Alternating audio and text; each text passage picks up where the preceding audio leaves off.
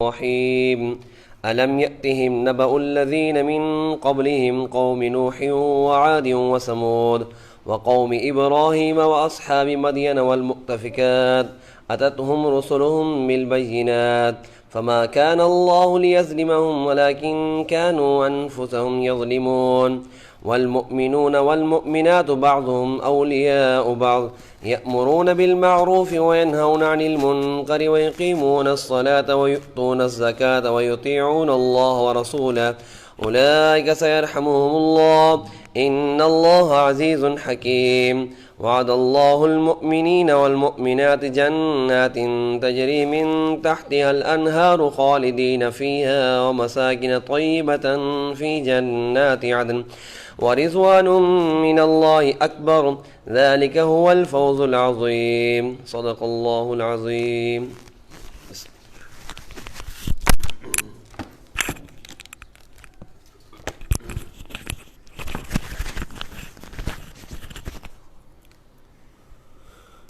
بسم اللہ الرحمن الرحیم. کیا ان منافقوں کو ان لوگوں کی خبر نہیں پہنچی جو ان سے پہلے گزر چکے؟ نوح علیہ السلام کی قوم، عاد اور ثمود کی قوم، ابراہیم علیہ السلام کی قوم اور مدین کے باشندے اور وہ لوگ جن کی بستیاں الٹ ڈالی گئیں، ان سب کے پاس ان کے رسول روشن دلائل لے کر آئے تھے. پھر اللہ ایسا نہیں ہے کہ ان پر ظلم کرتا، لیکن یہ لوگ خود اپنی جانوں پر ظلم ڈھاتے رہے.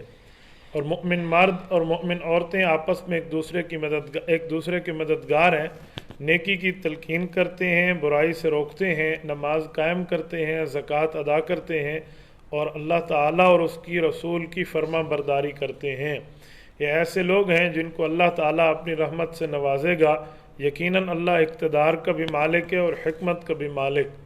اللہ نے مؤمن مردوں اور مؤمن عورتوں سے وعدہ کر لیا ہے ان باغات کا جن کے نیچے نہریں بہتی ہوں گی، جن میں وہ ہمیشہ رہیں گے، اور ان پاکیزہ مکانات کا جو سدا بہار باغات میں سے ہوں گے، اور ان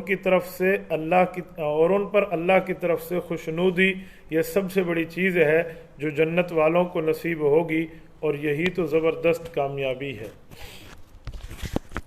گزشتہ سے پیوستہ درس میں ہم نے مؤمن اور مؤمنہ، مسلمان مرد اور مسلمان عورت کے مقابلے میں منافق مرد اور منافق عورت کے کردار کو پڑھا تھا، اور اس میں اس بات کو اللہ رب العزت نے آیت میں واضح فرمایا تھا کہ منافق مرد اور منافق عورت ایک دوسرے کے ساتھ تعلقات صرف ذاتی نوعیت کے برے نہیں رکھتے بلکہ دینی نوعیت کے بھی برے رکھتے ہیں. جہاں مرد اور عورت کو، خصوصاً خاوند اور بیوی کو، دین کے معاملے میں ایک دوسرے کا مددگار ہونا چاہیے تھا، یہ بے دینی کے مددگار ہیں ایک دوسرے کے. تو رب العزت کی عادت ہے جہاں نہ ماننے والوں کا ذکر فرماتے ہیں وہاں ماننے والوں کا ذکر ضرور فرماتے ہیں.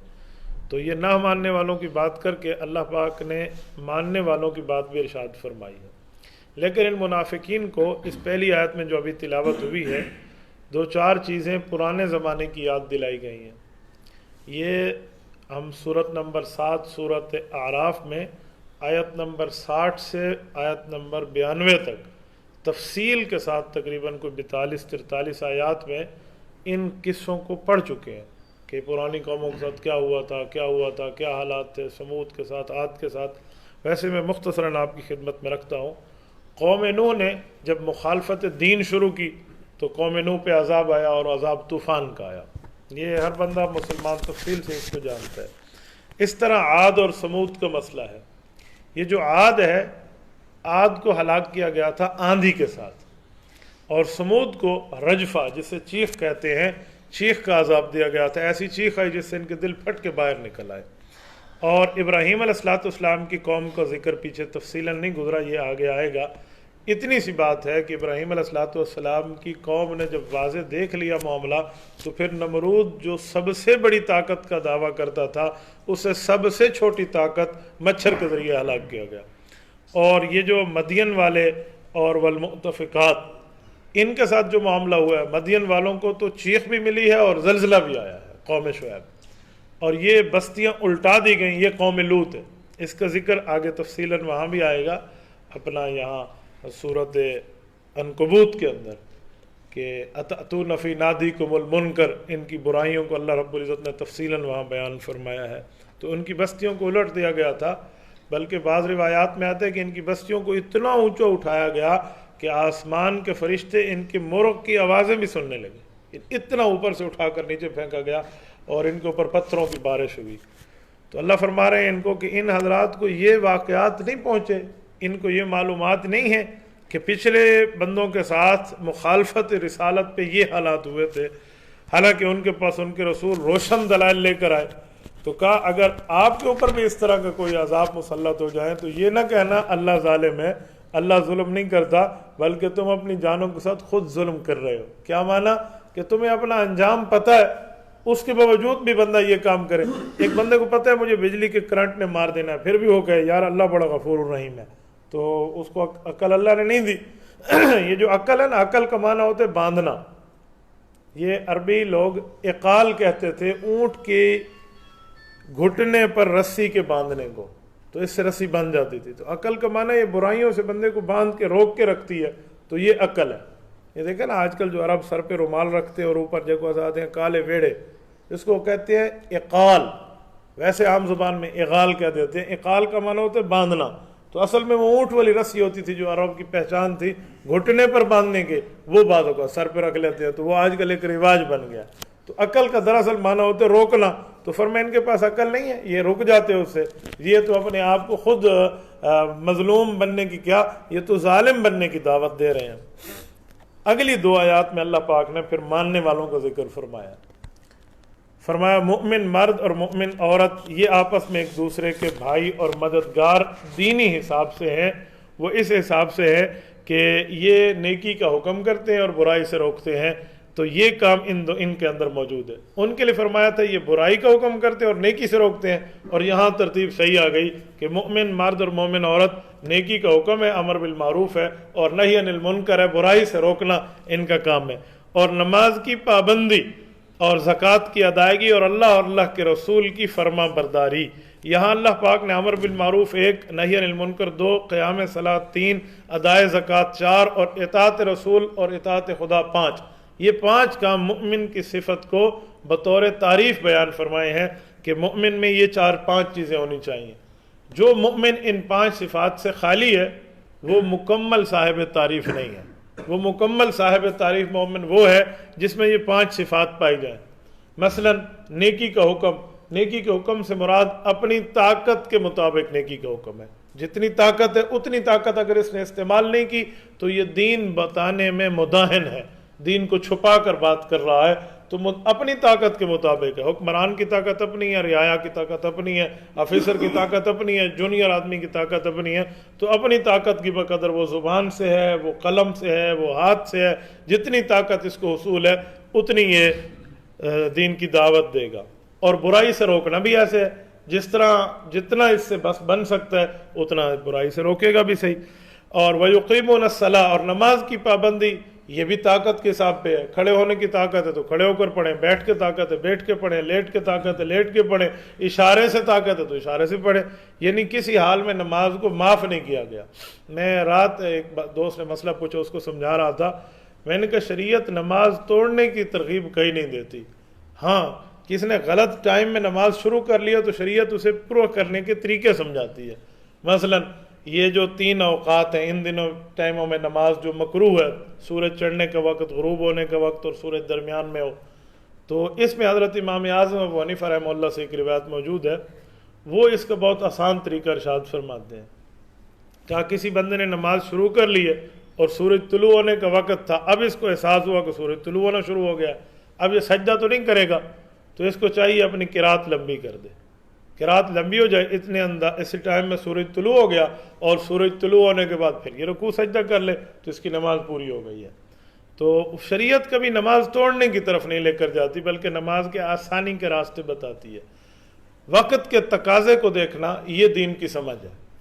اگر سفر میں بندہ جا رہا ہے اور صبح کی نماز لیٹ ہو گئی اور بالکل طلوع قریب ہے تو اس سے پہلے بندہ مختصر آیات میں بھی نماز پڑھ سکتا ہے، یہ نہیں ہے میں صبح کی نماز لمبی ہے تو لمبی پڑھے۔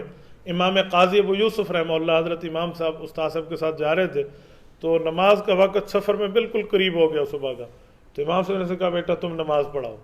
تو انہوں نے صبح کی نماز میں معوذتین پڑھی، پہلی قل اعوذ برب الفلق پڑھی، دوسری رکعت میں قل اعوذ برب الناس. تو امام صاحب نے انہیں نماز کے بعد کہا الآن صرت فقیہا، اب تمہیں وقت کے تقاضے پہ دینی معاملے پہ عمل کیسے کرنا ہے یہ اب تمہیں سمجھ آ گئی ہے.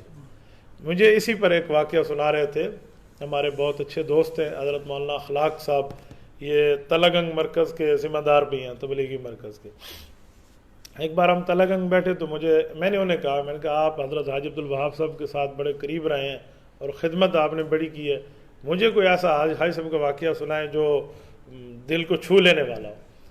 تو مجھے کہنے لگے مولویوں والی بات ہی سناتا ہوں. کہ ایک بار ہم پتہ نہیں کہیں ملک پہ بتا رہے تھے، وہاں جانا تھا، تو کوئٹہ ایئرپورٹ پہ ہم تھے، ہماری اردن کی فلائٹ تھی، بس صبح کی نماز ہم نے مختصر ہی پڑھنی تھی. تو کہتے میں نے مختصر نماز پڑھائی، میرے خیال میں والعصر اور انا اعطیناک الکوثر سے، اور سلام کے بعد ہم نے کہا اٹھیں. تو حاجی صاحب نے مجھے کان پہ تھوڑی سی تھپکی مار کے کہا کہ مولوی بنتے ہو، مختصر تو پڑھتے ہو لیکن اس طریقے پہ مختصر نہیں پڑھتے جس طریقے پہ حضور علیہ السلام سے ثابت ہے. کہتے ہیں میرے ذہن میں وہ بات نہیں رہی لیکن حاجی صاحب کے ذہن میں تھی. تو میں نے کہا وہ کیا طریقہ ہے؟ تو فرمانے لگے کہ حضور علیہ الصلوۃ والسلام کی سفر میں صبح کی نماز کے مختصر ہونے کا طریقہ تھا کہ آخری دو قل اعوذ برب الفلق قل اعوذ برب الناس یہ 2 رکعت میں ارشاد فرمایا کرتے تھے. تو صبح کی نماز بھی ہو جاتی اور ہماری سنت بھی پوری ہو جاتی. اب تو نے صبح کی نماز تو کرائی ہے، سنت کو نہیں دیکھا. تو یہ چیز ہے نماز کی پابندی میں. تو اس کو نہ شریعت کبھی نماز کی اس طرح توڑنے کا حکم نہیں کرتی، بلکہ روایات میں آتا ہے کہ نماز کے اندر شیطان ایک طاق میں بیٹھا ہوتا ہے. ایک شیطان کا کام ہے وضو میں دوسرے کو چھیڑنا، ابھی طرح وضو ہوا ہے نہیں ہوا، اسی میں ٹائم لگتا رہے نماز نکل جائے. اور دوسرے کا کام ہے نماز میں بندے کو بلانے پر شروع کر دینا، 2 ہوئی ہیں نہیں 3 ہوئی ہیں نہیں 1 نہیں ہوئی نہیں 2 ہوئی ہے، اس طرح بندہ لگا رہے.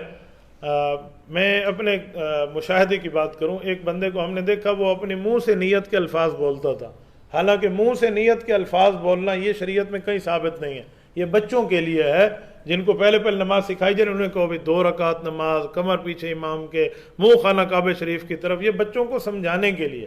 جو بندہ بڑا ہے سمجھدار ہے اسے سمجھ آ گئی ہے نا ایک بار کہ نیت یہی ہے، اس کو دہرانا رپیٹ کرنا اس پہ نہیں ہے، بس وہ اللہ اکبر کرے گا، نیت اس کے دل میں ہے. تو ایک بڑا آدمی تھا، وہ منہ سے نیت کر کر کر کر کے اتنی لمبی نیت کرتا، کانوں کو کھینچتا رہتا، 4 رکعت 4 رکعت 4 رکعت اس امام کے پیچھے، ایسے کھینچ کے اگر امام رکوع میں ہوتا تو امام سجدے میں چلا جاتا، اس بیچارے کی رکعت نکل جاتی 4 کے چکروں میں. تو یہ شیطان کے کام ہوتے ہیں جو اس طرح چھیڑتا ہے. تو اس کے بارے میں 2 باتیں ہیں. اگر نماز میں بندہ بھول گیا ہے نا 3 ہے یا 4 رکعت ہے تو 2 باتیں ہوں گی، یا پہلی بار بھول رہا ہوگا یا اس کو عادت ہے بھولنے کی. اگر پہلی بار بھول رہا ہے پہلی بار تو اس کو ظن غالب پہ عمل کرنا چاہیے، یعنی اس کا زیادہ خیال کیا ہے، تھوڑی رکھتے ہیں یا زیادہ ہیں، جو زیادہ خیال ہے اس کو لے لے. اور اگر اس کو ہر وقت بھولنے کی عادت ہے کہ یار 2 ہیں 4 ہیں 3 ہیں تو پھر یہ کم پہ عمل کرے گا. اگر 3 اور 4 میں اختلاف آیا ہے نا تو یہ 3 کہے گا، اور 2 اور 3 میں اختلاف آ گیا پتہ نہیں 2 رکعتیں ہیں 3 ہیں تو پھر یہ 2 پہ آئے گا، یہ کم پہ ہی آ جائے. بس اللہ پاک محفوظ فرمائے. مجھے پرسوں ایک شخص نے فون پہ کہا کہ میں عصر کی نماز میں پڑھنے لگا تو مجھے شیطان نے اتنے وسوسے ڈالے کہ 4 بار میں نے نماز عصر پڑھی ہے، 4تھی بار میں اس وسوسے سے بچا ہوں، 3 بار تو میری نماز خراب ہو گئی، پتہ نہیں ہوئی ہے یا نہیں. تو فرمایا مؤمن یہ نماز کا طریقہ. اچھا زکوٰۃ کی ادائیگی، اس پر میں اس دن تفصیلی گفتگو کر چکا ہوں کہ زکوٰۃ کے مسئلے کیا اور کیا ترتیبیں ہیں. 5ویں چیز وَيُطِيعُونَ اللَّهَ وَرَسُولَهُ، اللہ اور اللہ کے رسول کی اطاعت. اللہ اور رسول اللہ کی اطاعت یہ مستقل اطاعتیں ہیں، علیحدہ علیحدہ. جو دنیا میں 2 اطاعتیں مستقل ہیں وہ اللہ کی اور اللہ کے رسول کی ہیں. اللہ کی اطاعت اور رسول اللہ صلی اللہ علیہ وسلم کی اطاعت یہ ایسی اطاعت ہے جس کے بغیر ایمان کامل نہیں رہتا. اور مؤمن ہے ہی وہی جو اللہ اور اللہ کے رسول دونوں کی اطاعت کرے، اور اگر ان میں سے کسی ایک کی اطاعت کرے دوسرے کی نہ کرے تو ایمان برقرار نہیں رہتا. ایمان برقرار رہتا تب ہے جب ان دونوں کو ساورینٹی، ان دونوں کی حکومت، ان دونوں کی سلطنت، ان دونوں کو اتھارٹی اور حیثیت مان کے بندہ عمل کرے. تو کہا اللہ اللہ کے رسول کی اطاعت کرے. کہا یہ جو لوگ ہیں جو یہ کام کریں گے تو فرمایا اولئک سیرحمہم اللہ، اللہ پاک ان پر ضرور رحمت فرمائے گا، ضرور رحمت فرمائے گا. کیا مطلب؟ کہ ان کی رحمت، ان کی جنت، ان کی آخرت کی اچھائی یہ یقینی ہے، یہ کنفرم جنتی ہے. کیوں؟ اس نے اپنے آپ کو برائی سے محفوظ کر لیا ہے اور جو ہے نا برائی سے محفوظ رکھنے والا خود ہی جو ہے نا کیا کہتے ہیں کنفرم جنتی ہوتا ہے۔ میں اپنے پچھلے سال کے سفر پہ دبئی میں 5 روز رکا ایک دوست کے پاس، تو ہم شارجہ سے دبئی آ رہے تھے بائی روڈ، تو میں نے انہیں کہا کہ یار یہاں ٹرین بلٹ ٹرین جو جاتی ہے، کبھی آپ بجلی کی ٹرین میں ہمیں سفر کراؤ۔ تو اس نے کہا استاد جی آپ سفر نہ کرے تو بہتر ہے۔ میں اس کی بات سمجھ نہ سکا کہ اس کی بات کا مطلب کہ میں نے کہا نہیں یار دیکھنا چاہیے، ویسے 25-30 منٹ کا گاڑی پہ راستہ ہے شارجہ سے دبئی کا، تو ہم ٹرین پہ آ جائیں۔ تو جب میں ٹرین پہ آنے لگا نا اس کے ساتھ، تو مجھے اس وقت ان کی نصیحت سمجھ آئی کہ واقعی دیندار بندے کا کام بڑا مشکل ہے کہ اس ٹرین میں بیٹھ کے اپنے ایمان کو سلامتی کے ساتھ لے جائے۔ جو بے حیائی میں نے وہیں دیکھی نا، بس الامان والحفیظ، میں اس کو لفظوں میں کیا بیان کروں آپ کے سامنے مسجد کے اندر اور دینی ماحول میں وہ بیان نہیں کر سکتا جو میں نے کھلے عام وہاں دیکھا ہے۔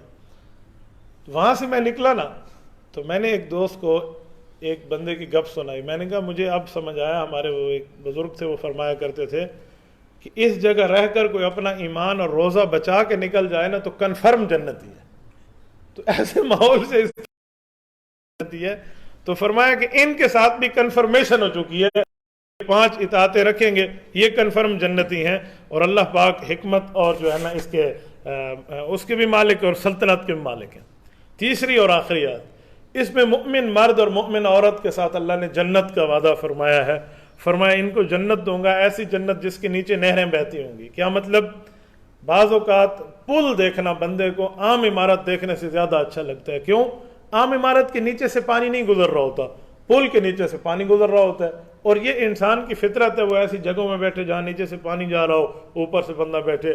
اگر آپ کو ان شمالی علاقہ جات میں سیر کا اتفاق ہوا ہو، یہ ناران کاغان اور یہ بالا کوٹ کی طرف، تو وہاں ایسے ایسے پکنکس پوائنٹ بنائے گئے ہیں جہاں سے آبشار سے پانی آ رہا ہے، اور پانی والی جگہ پر انہوں نے کرسیاں اور وہ پتہ نہیں کیا کہتے ہیں چارپائیاں ایسی ایسی رکھی ہیں جہاں نیچے سے پانی جاتا ہے۔ یہ انسان کی ایک خواہش ہوتی ہے کہ میں ایسی جگہوں میں بیٹھوں، ہواؤں میں اڑوں، تو اللہ پاک نے اس خواہش کے مطابق فرمایا کہ ایسی نعمتیں وہاں ملیں گی، ان کے باغات اور ان کے گھر اور ان کے مقامات ہوں گے، اور نیچے سے پانی بہ رہا ہوگا۔ یہ نہ سمجھنا کہ اس پانی کی وجہ سے اس کی بنیادیں کھوکھلی ہوں گی، کہا جی نہیں، خالدین فیہا، وہ ہمیشہ رہنے والی ہوں گی، وہ زلزلہ پروف ہیں، ارتھ پروف ہے ان معاملات سے، یہ نہ سمجھے کہ اس سے گر جائے گا۔ ہاں کچھ بزرگ وہ ہوں گے مساکن طیبۃ فی جنات عدن، جن کو جنات عدن کا یہاں لفظی ترجمہ جو ہمارے ترجموں کے حضرات نے کیا ہے نا، مترجمین نے، وہ کہتے ہیں سدا بہار باغ ہوں گے ہمیشہ کے لیے، یہ جنت عدن ہے، اور اللہ کی خوشنودی ہوگی، یہ جنت سے بھی بڑھ کے نعمت ہے۔ ورضوان من اللہ اکبر ذالک هو الفوز العظیم، یہ بہت بڑی کامیابی ہے۔ یہ 2 باتیں میں تھوڑی تفصیل دیتا ہوں اس پہ۔ نمبر 1 جنات عدن، تفسیر مظہری سے میں ابھی آپ کے سامنے 4 روایتیں پڑھ دیتا ہوں کہ جنات عدن ہے کیا۔ اس کو امام قاضی ثناء اللہ پانی پتی رحمہ اللہ جو دارالعلوم دیوبند سے 100 سال پہلے کے آدمی ہیں، یعنی آج سے 300-250 سال پہلے کے بندے ہیں جو انہوں نے اس پر تفصیل دی ہے۔ نمبر 2، یہ ساری چیزیں ملنے کے بعد جنتیوں کو جنت سے بڑھ کے نعمت ملے گی۔ وہ کیا ہے؟ اللہ ان سے فرمائیں گے کہ راضی ہو؟ وہ کہیں گے اللہ اس میں ایسی کوئی چیز ہے جو ناراضگی والی ہو؟ تو فرمائیں گے نہیں، میں تمہیں اس سے بڑھ کے نعمت دیتا ہوں کہ میرا آپ لوگوں سے وعدہ ہو گیا ہے کہ آپ کے اوپر میں ہمیشہ راضی رہوں گا، کبھی ناراض نہیں ہوں۔ یہ اللہ کی رضا مندی جس کے مطمع نظر ہو نا، جس کے سامنے، بہت بڑی بات ہوتی ہے۔ فرمایا کہ بعض لوگ بیمار ہوتے ہیں اور بیماری میں تکلیف آئے اور وہ آہ کرتے ہیں، تو یہ اللہ کو ان کی آہ پسند ہے کہ وہ اللہ کو ہی تو پکار رہے ہیں، اس کی وجہ سے ان کے گناہوں کو اللہ جلا دیتے ہیں۔